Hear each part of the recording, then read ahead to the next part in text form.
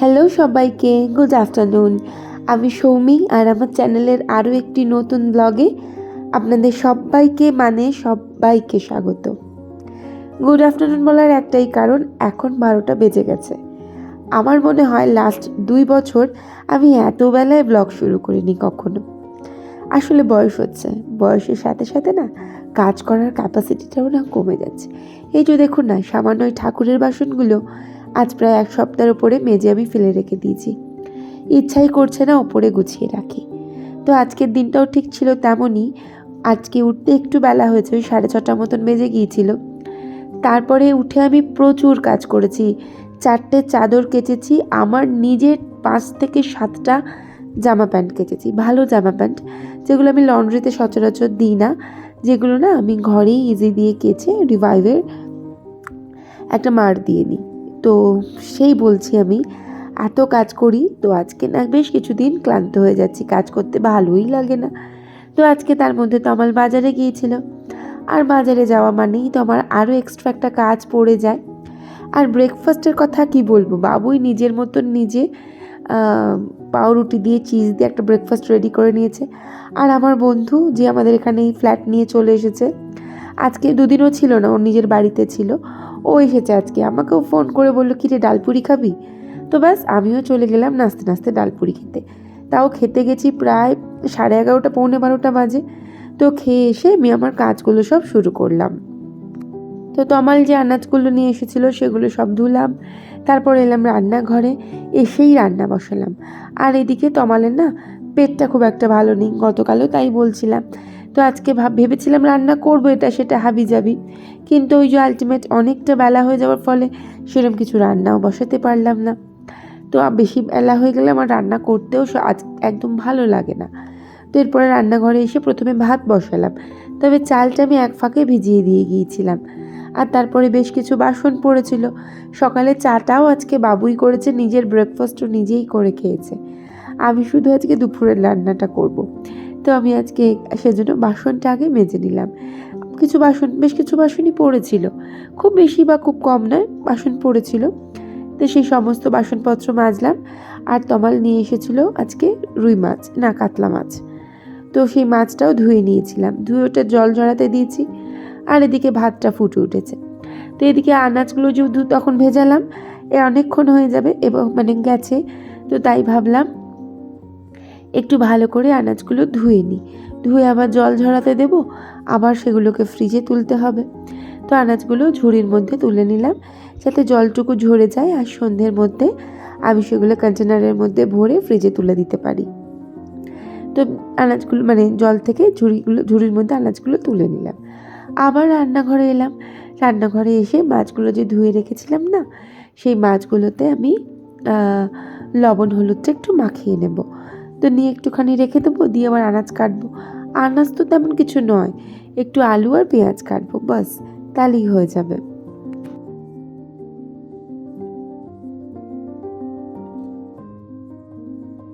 তো মাছে লবণ হলুদ মাখিয়ে একটু রেখে দিয়েছি।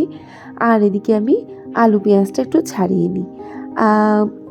আনাজের খোসাগুলো না গতকাল রাত্রে আলু চচ্চড়ি করেছিলাম, সেই আলুর খোসাগুলো ফেলা হয়নি, তো ওইটার মধ্যে একটুখানি খোসাটা আলুর ছাড়িয়ে নিচ্ছিলাম।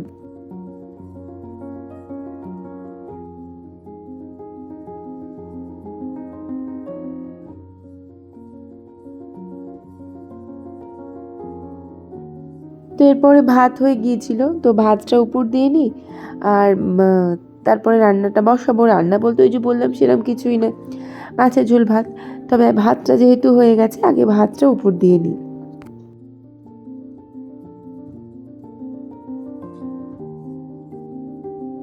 তো ভাত উপর দিয়ে নিয়ে আমি মাছগুলো তো তুলতে হবে, মোটে তো 3টে মাছ রান্না করব, বাকি মাছটা ফ্রিজে তুলতে হবে।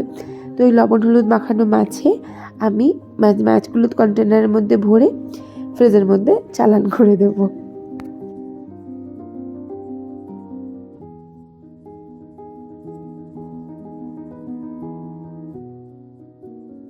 তো তখন আলুগুলো শুধু খোসা ছাড়িয়ে রেখেছিলাম, আর পেঁয়াজগুলোরও তাই।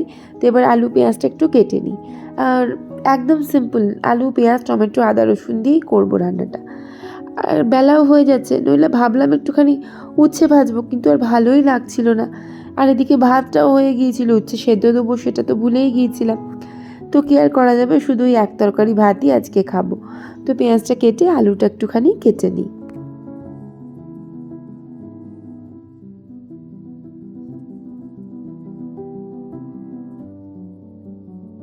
আর এইদিকে আমি মাছটা ভেজে নিই। বেশ আমি না খুব কড়া করে মাছ ভাজি না।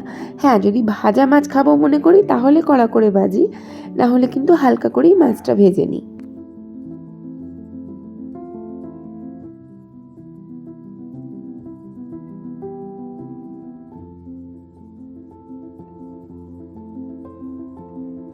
এরপর মাছগুলো ভেজে আমি তুলে নিলাম, আর ওই তেলের মধ্যে একটু জিরে ফোড়ন দিয়ে আলুগুলো তুলে দিলাম। আলুগুলো একটু নাড়াচাড়া করব, আর তার সাথেই না পেঁয়াজটা দিয়ে দেবো। পেঁয়াজটা কাঁচা কাঁচা থাকলে আমার বাবুই আবার খেতে পারে না। তো আজকে একটু জিরে বেশি হয়ে গিয়েছিলো, তো আমাকে ঠিক বলবে। তো পেঁয়াজগুলো মানে আলুটা তুলে দিয়ে পেঁয়াজ তুলে দিয়েছিলাম, টমেটোর টুকরোগুলোও দিয়ে দিয়েছিলাম। এবারে আর একটু ভালো করে লবণ দিয়ে নাড়াচাড়া করে নিই, তাহলে টমেটোটাও নরম হয়ে যাবে আর আলুটাও নরম হয়ে যাবে। আর এর মধ্যে দেবো বেসিক কিছু মশলা, যেমন হলুদ গুঁড়ো, লঙ্কার গুঁড়ো, ধনের গুঁড়ো আর জিরের গুঁড়ো। আর চিনি তো দিতেই হবে স্বাদটা ব্যালেন্স করার জন্য।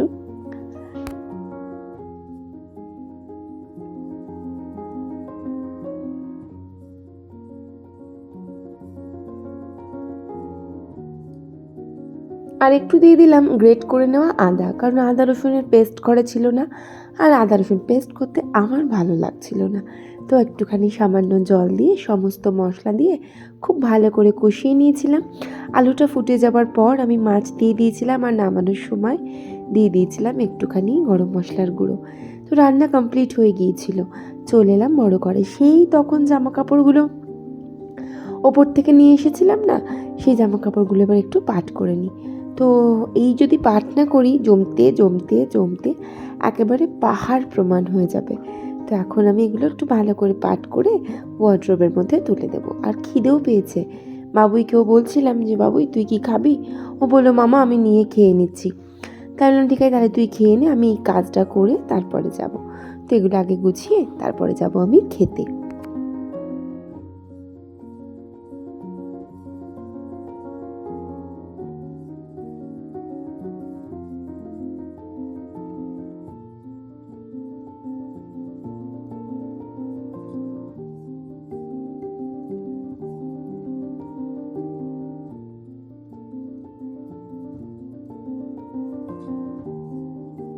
তো সোজা চলে এলাম ডাইনিংয়ে খাবারটা নিয়ে।